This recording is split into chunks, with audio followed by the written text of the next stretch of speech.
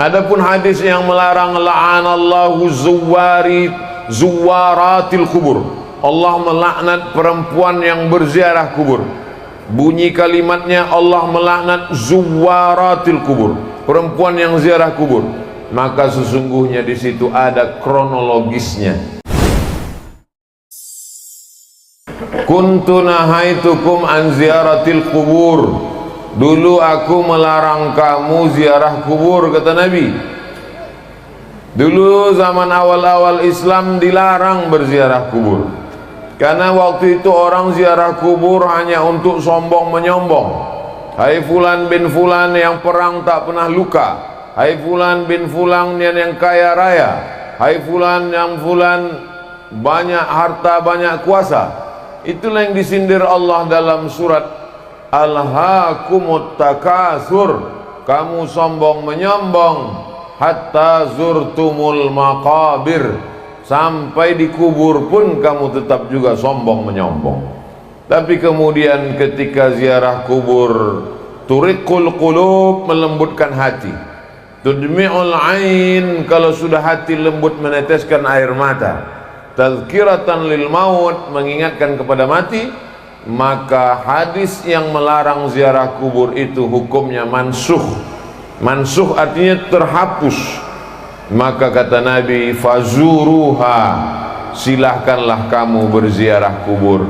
Maka Nabi SAW menziarahi kubur ibunya Aminah, dan dia dibawa oleh Aminah menziarahi kuburnya ayahnya Abdullah. Dan Nabi beberapa hari menjelang sebelum meninggal dunia berziarah ke makam sahabat syuhada Uhud. Kalau kita ke Masjid Nabawi terus berjalan ke belakang, sampailah di Uhud. Nabi berziarah ke Uhud beberapa hari menjelang menghadap Allah Subhanahu wa ta'ala, seolah-olah dia mengucapkan selamat tinggal kepada orang-orang yang ada di Uhud.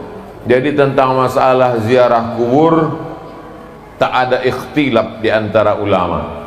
Kita boleh berselisih pendapat kalau pada masalah itu ada ikhtilaf. Boleh kata Maliki, tak boleh kata Hambali. Boleh kata Syafi'i, tak boleh kata Hanafi. Adapun tentang ziarah kubur, maka hadis qauli, hadis fi'li. Hadis qauli, fazuruha, ziarah kuburlah kamu. Hadis fi'li, perbuatan Nabi Muhammad SAW.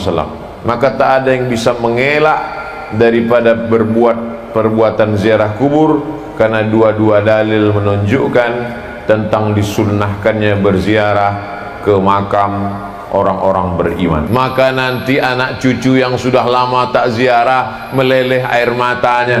Ustaz Somad, ambo potong ziarah ke makam abang ambo, lalangnya setinggi toga. Jamaah Pekanbaru mengadu ke anak kambo, makam abang ambo lalangnya setinggi toga. Ternyata anaknya yang selama ini papa tak pernah ziarah. Bininya yang selama ini abang, setengah napasku pergi bang, pret. Rupanya sesudah abang tu mati tak pernah ziarah. Tapi tengoklah makam di Langgam, jangankan setinggi toga, tak belalang sama sekali, bersih, menunjukkan mereka datang berziarah. Oleh sebab itu maka banyak anak cucu sekarang tak ingat. Kalau dia ingat tentu akan terbayang wajah emaknya, wajah ayahnya. Tak jadi dia pakai narkoba, tak jadi dia mabuk, tak jadi dia berzina, tak jadi dia mencuri. Kenapa? Ingat dia, amalku ditonton, diperlihatkan oleh datuk ayah emak yang sedang berada di alam barzakh. Semua datuk nenek moyang ayah ibu kawan yang ada di sini sedang melihat kita, sedang menonton kita. Kita tak bisa melihat mereka, mereka bisa melihat kita. Mereka berada di alam barzakh. Barzakh artinya sempadan, batas. Mereka tidak disebut akhirat karena dunia belum kiamat. Mereka tidak disebut dunia karena mereka sudah meninggal. Kita di dunia karena belum meninggal. Mereka tak disebut akhirat karena belum kiamat. Pemisah antara dunia dengan akhirat namanya alam barzakh, dan mereka sekarang sedang berada di alam barzakh. Sampai masanya nanti mereka akan dihidupkan lagi. Itulah maka dibaca surat Yasin, karena dalam Yasin itulah diceritakan bahwa yang mati akan hidup lagi. Cukup dengan satu perintah, innama amruhu iza arada syai'an ayakula lahu kun fayakun. Kita akan bangkit nanti menghadap Allah Subhanahu wa taala. Silakan mabuk, silakan mencuri, silakan makan haram, silakan hidup macam menjadi Fir'aun, silakan menjadi orang yang angkuh dan sombong, tapi ingat, kau akan mati dimakan cacing tanah. Yang kekal abadi hanya amal soleh. Tanah yang kau wakafkan, masjid yang kau bangun, rumah Quran yang kau buat, anak yatim yang kau sekolahkan, anak cucu yang dimasukkan ke pesantren, program agama yang dikembangkan, itu sajalah yang mengalir sesudah kematian. Adapun berziarah kubur menjelang Ramadan, maka sesungguhnya bulan mulia ini mesti disambut dengan kesucian hati. Maka sebelum Ramadan berziarah supaya hati mengingat mati, maka lebih khusyuk ibadah Ramadannya, seakan-akan inilah Ramadan yang terakhir. Semakin berziarah di kubur sebelum Ramadan menguatkan keyakinan bahwa dia akan mati menghadap Allah, rumah tinggal, kendaraan tinggal, keluarga tinggal, yang dibawa hanya amal. Yarji'usnani, yang dua balik ke rumah, maluhu, hartanya pulang ke rumah, ahluhu, anak cucu menantu istri suami kawan sahabat andai tolan jiran tetangga, semuanya pulang ke rumah. Wa yabqa wahidun, yang tinggal cuma satu, wa amaluhu, amal itulah yang tinggal. Dengan langsung datang ke kubur, duduk di samping kubur, berziarah di kubur, maka kita melihat langsung nyata bahwa orang-orang tua kita itu, maaf beribu maaf, mereka sudah pindah ke alam yang lain, tinggallah semuanya. Maka ini memberikan pelajaran yang lebih dalam daripada hanya sekedar mendengar cerita ceramah. Jadi apa yang kita lakukan menjelang Ramadan ini adalah melembutkan hati supaya Ramadan kita lebih khusyuk, Ramadan kita lebih hikmat, Ramadan kita lebih takut kepada Allah Subhanahu wa taala. Nabi sallallahu alaihi wasallam tidak menyebutkan waktu tertentu, tak menyebutkan batas tertentu. Maka ini pernah ditanyakan kepada ulama Al-Azhar namanya Syekh Atiyah Saqar. Beliau menjawabnya dalam kitab Fatawa Al-Azhar. Syekh, apa hukumnya berziarah pada waktu tertentu menjelang Ramadan, pagi Idul Fitri? Maka kata Syekh Atiyah Saqar, berziarah kubur itu hukumnya umum, maka berlakulah hukum umum. Jadi orang berziarah terserah dia, mau pagi, mau petang, mau siang, mau malam, mau menjelang Ramadan, mau di bulan Ramadan, mau menjelang Idul Fitri, mau di pagi Idul Fitri, maka silakan ziarah. Adapun hadis yang melarang, la'anallahu zuwaratil kubur, Allah melaknat perempuan yang berziarah kubur. Bunyi kalimatnya, Allah melaknat zuwaratil kubur, perempuan yang ziarah kubur. Maka sesungguhnya di situ ada kronologisnya. Ada seorang perempuan, anaknya meninggal, lalu dia ziarah pagi, ziarah petang, ziarah siang, ziarah malam untuk mempersedih-sedih diri. Ada seorang perempuan yang suaminya meninggal, diziarahinya tiap hari hanya untuk membuat dirinya semakin berduka, semakin bersedih, lalu kemudian niyahah meratap. Maka Nabi mengatakan, la'anallahu zuwaratil kubur, Allah melaknat mereka yang selalu ziarah kubur hanya untuk mempersedih-sedih diri. Adapun berziarah kubur untuk mengambil pelajaran, maka sesungguhnya kita amat sangat dianjurkan. Waktunya tidak terikat dengan apapun, maka bebas kapan saja. Hari baik, bulan mulia. Li ayyajlisa ahadukum ala jamratin minan nar, kamu duduk di atas batu dari api neraka, fatuhriqu thiyabahu, duduk di atas batu dari api neraka, apinya membakar baju sampai tembus ke daging, ke tulang, khairun, lebih baik, min an yajlisa ala qabrin, daripada melangkahi kubur, duduk memijak.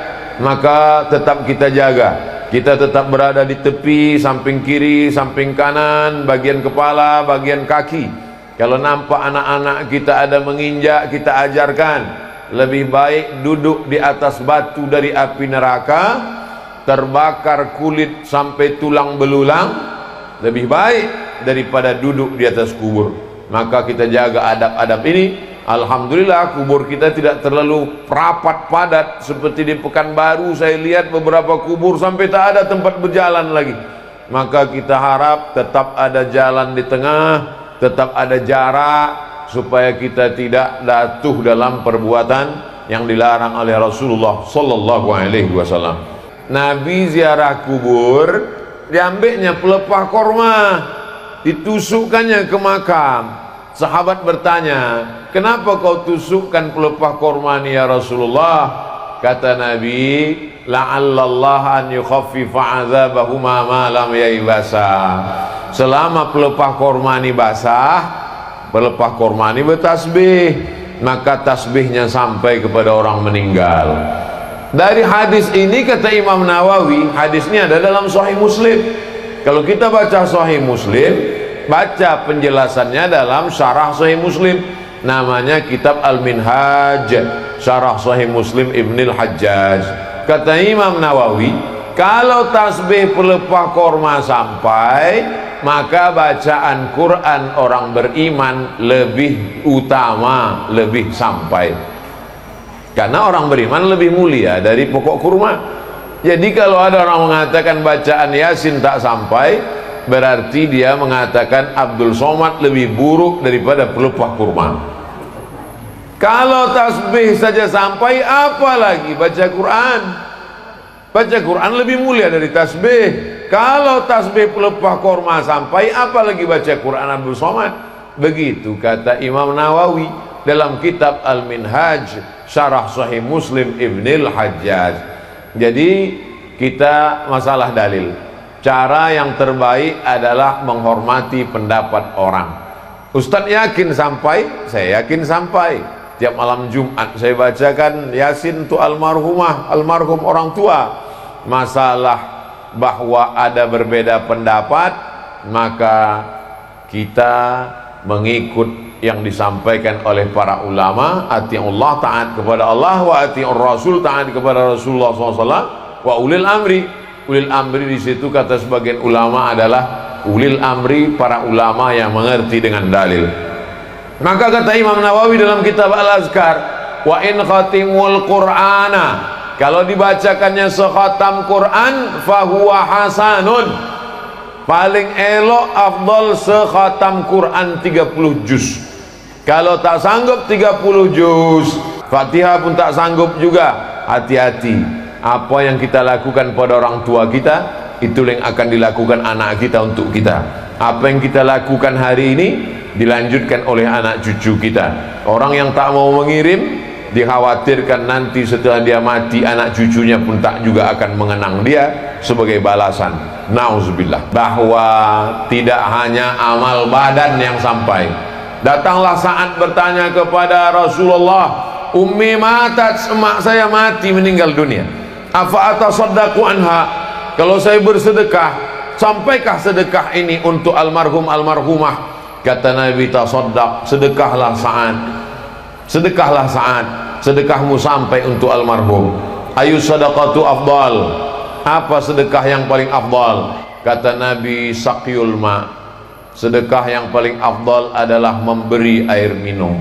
Sedang air minum sampai, sedekah makanan sampai, maka siapkan sedekah makanan untuk buka puasa nanti.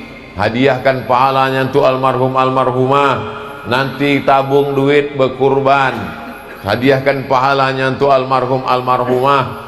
Maka sedekah baca Quran sampai, baca Yasin sampai, begitu juga dengan sedekah kurban sampai, begitu juga kurban. Mana dalilnya kurban itu sampai, Buya? Nabi mengatakan waktu menyembelih, Allahumma haza an Muhammad wa ali Muhammad, kupotong kurban ini untuk Muhammad dan untuk keluarga Muhammad. Itu menunjukkan kurban pun sampai. Sedekah makanan, air minum, mana dalilnya sampai? Hadis Sa'ad, kata Nabi, tasaddaq, sedekahlah Sa'ad, sedekahmu sampai kepada almarhumah ibumu, yang paling afdal sakyul ma, memberikan air minum. Bahwa orang tua yang sudah meninggal itu macam orang hanyut di sungai. Orang yang hanyut itu semua dia pegang, rumput yang lapuk pun ditarik. Orang yang hanyut itu semua dia tarik, galah yang patah pun dia tarik. Begitulah mereka menunggu doa-doa dari anak-anak cucu mereka.